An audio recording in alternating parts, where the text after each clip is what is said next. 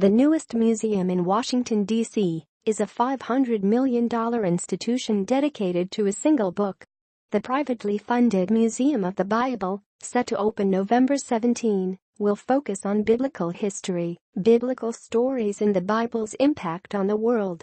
"We only have one mission statement," says Cary Summers, the museum president, "and that is to engage people with the Bible." Summers and other museum officials insist the institution has no sectarian or evangelical agenda, even though the museum is largely the brainchild of Steve Green, the CEO of Hobby Lobby, the family-owned craft store chain known for supporting conservative Christian causes. "We try to create the contextual setting," says Cary Summers, the Museum of the Bible's president. "We want to say, here's what it looked like, here's how it felt to be there." Jennifer Kerrigan, NPR. The museum is housed in a former refrigerated warehouse a few blocks from the National Mall. It incorporates 430,000 square feet of interactive and high-tech exhibits, some of them with experiential features that rival those of a theme park. Visitors can tour the museum with the help of programmable electronic guides.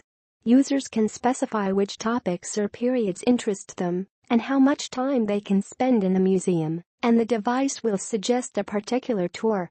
It will track the user's location, describe what they're seeing, and even urge visitors to speed up if they begin to dawdle. A Bible on display. Jennifer Kerrigan, NPR. In the section of the museum focusing on the New Testament, visitors see a recreation of the village of Nazareth, where the Bible says Jesus was raised, made to appear as it existed in the 1st century. Dozens of scholars and archaeologists from both the United States and Israel provided expert input on the design of the exhibit. Dig finds evidence of another Bethlehem. Middle East. Dig finds evidence of another Bethlehem. The dwellings are made of Palestinian limestone, and the olive trees in the gardens match those that flourished in Jesus' time. A soundtrack of chirping birds and braying donkeys runs in the background. The sounds were actually recorded in current-day Nazareth. Museum docents in period dress will explain how the parables found in the Bible drew on the daily life experiences of the people to whom Jesus preached. "We try to create the contextual setting," Summers says. "We want to say, here's what it looked like, here's how it felt to be there." Limestone dwellings and olive trees make up a scene representing Nazareth during Jesus' time. Jennifer Kerrigan, NPR. Though the founders and many staff members of the museum are evangelical Christians, the designers have taken pains not to favor their own interpretation of the Bible or that of any other faith tradition. "There's not just one Bible," says F. Pollinger, the museum's director of content. "We lay out 11 traditions or claims. We can say, the Bible, but we have realized this is at times offensive to Jewish audiences," Pollinger says. "They say, you're speaking from a Christian perspective. You're including the New Testament, but we don't. So we're working hard to find ways to nuance it. We don't feel a need to steer people to the answer or the Bible." Visitors learn about the development of the Hebrew Bible, known as the Old Testament to Christians, by walking through a richly detailed exhibit that begins with the story of Abraham and ends with the Book of Ruth. That section includes many ancient artifacts and manuscripts, some acquired by the Green family over many years of collecting, and some on loan from the Israel Antiquities Authority. The lobby features a 140-foot digital mosaic that rotates through different images. Jennifer Kerrigan, NPR. Other exhibits have come from the Vatican's collection, along with dozens of other museums around the world. The museum directors have contracted with scholars and experts from a wide variety of fields, and they have funded archaeological research and other investigations in several institutions. Despite these efforts to show institutional independence, the Museum of the Bible has encountered skepticism from some scholars and other critics. Much of it is focused on the role the Green family has played in the funding and development of the museum. Through Hobby Lobby Incorporated, its privately owned company, the billionaire family has amassed a private collection of about 40,000 artifacts and manuscripts from biblical lands, and the museum has drawn heavily on the Green collection in its own displays. Many of the materials acquired by the Greens were purchased privately on the global antiquities market, which routinely includes items that have been looted or forged. Hundreds of thousands of items, for example, have been looted from Iraq in recent years and made their way to the global market. Earlier this year, Hobby Lobby agreed to pay a $3 million fine and forfeit a collection of smuggled Iraqi cuneiform tablets and clay seals that the U.S. government considered forgeries. Israeli authorities arrest antiquities dealers in connection with Hobby Lobby scandal. Parallels. Israeli authorities arrest antiquities dealers in connection with Hobby Lobby scandal. It's the museum's responsibility to ensure that the authenticity of what they put on display is adequately represented, says Morag Kursel, an anthropology professor at DePaul University who specializes in the antiquities market.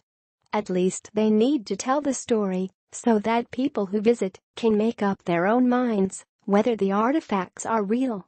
The Museum of the Bible is a legally separate entity from the craft store chain, and museum officials insist that their standards for acquiring items are just as strict as any other institutions.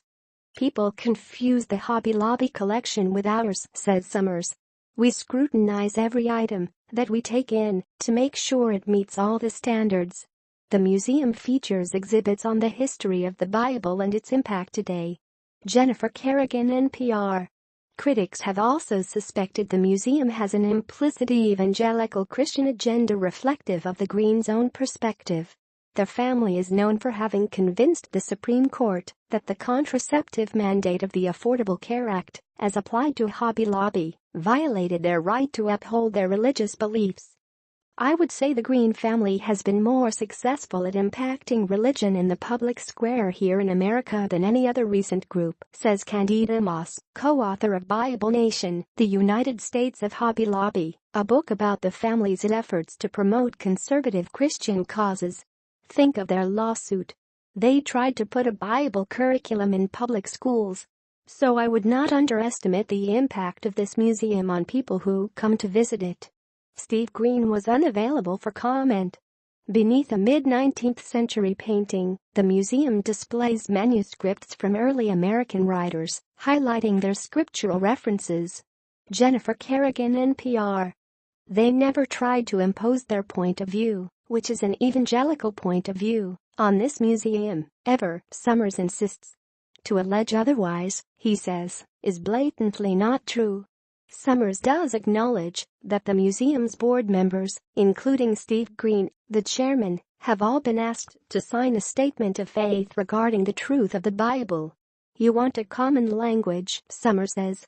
We take it as a statement of Judeo-Christian principles. We're going to operate by the Bible. We believe in the Bible. The museum displays the known translations of the Bible. The yellow boxes represent those languages in which no Bible translation is available.